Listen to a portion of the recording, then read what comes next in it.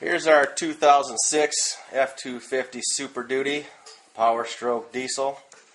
Today we had a little project, put in a bypass oil filter system from AMSOIL. Extend the life of the oil up to about 25,000 miles in between changes. And then we went from a turbo back, full 4-inch straight pipe exhaust. Turbo downpipe was a little tricky, but we got her. Wasn't too bad. We'll fire it up, see how she sounds.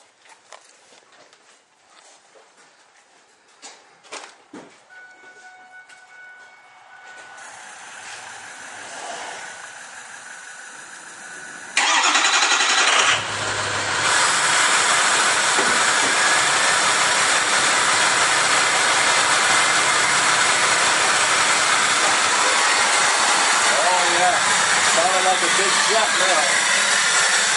We're going to take her for a little ride, see how she goes.